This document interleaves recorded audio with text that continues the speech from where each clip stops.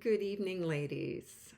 I don't know about you, but I am finding Pete's videos and reviewing the book God on Mute to be a very rich um, reflection on the realities of how difficult prayer is sometimes.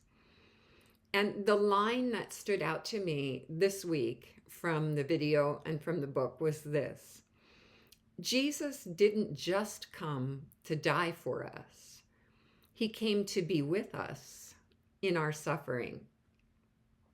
And so tonight, I just want to offer to those of you who are walking through a season of unanswered prayer, or a dark valley, or a time of inexplicable suffering, I just want to offer you a gift that God Himself gave to His people when they were in one of those seasons. Our focus tonight is the book of Zephaniah, one of the little prophet books from the Old Testament, verse 17. And this little verse finds itself in the midst of a whole section filled with future tense promises. Promises of restoration, promises of things being set right. But right in the middle of all that future tense, all that hope that's still out there in the unexperienced future, there's a present tense word of hope and comfort. Israel is in the middle of exile and does not yet have an answer to its cry of, "How long, O Lord?" and to its cry of, "How are we going to get through this?" The first question, the "How long, O Lord?" is not answered in this passage. But for the second question, "How will we get through this?" the Lord offers this. Zephaniah 3:17. The Lord your God is among you, in your midst. The Lord offers the gift of His presence, His intimacy, His closeness. He is there. He is Emmanuel, God with us. The Lord your God is among you, a warrior who saves. How will they get through this? They will get through this. We will get through this through His power, not through our own capacity to just power through. It is His power that will bring them through to the other side of however this how long is. Present and powerful. That is the gift that God offers His people. And then in that same verse, there is this trio of really astonishing expressions of what that saving presence looks like. What does it mean that the Lord our God is in our midst, in the dark valley, in the season of waiting and longing and wanting it to be set right? He says three things.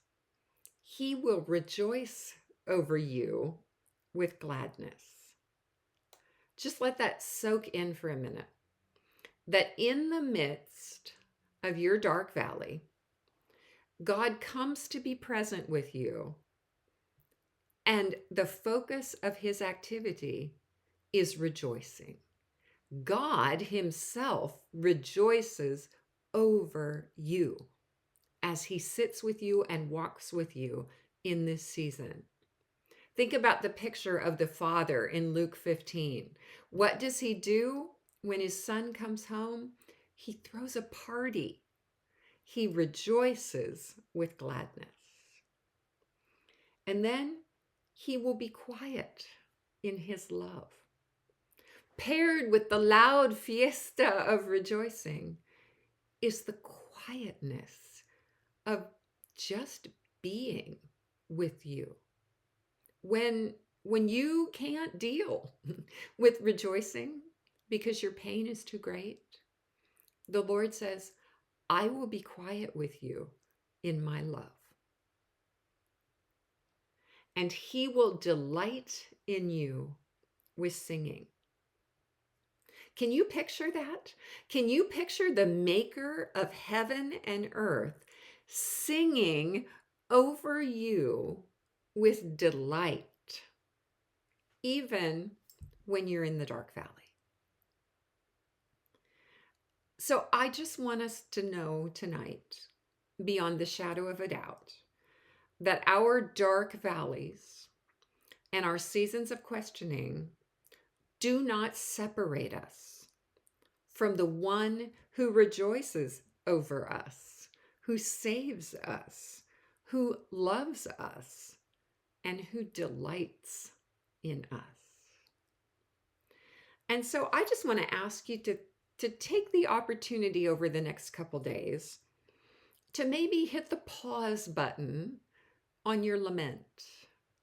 Even if you're still in the dark valley, even if you're still longing for the setting right to happen, just put a pause on your lament prayers for a couple days and just offer yourself in silence to allow the Lord to sing songs of gladness over you, to rejoice over you, to be quiet with you in his love.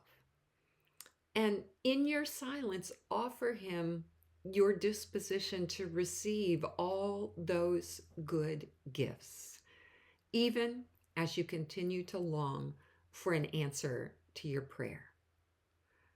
Hear it again. The Lord your God is among you, a warrior who saves. He will rejoice over you with gladness. He will be quiet in his love.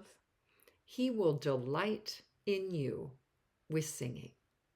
God bless you, dear sisters.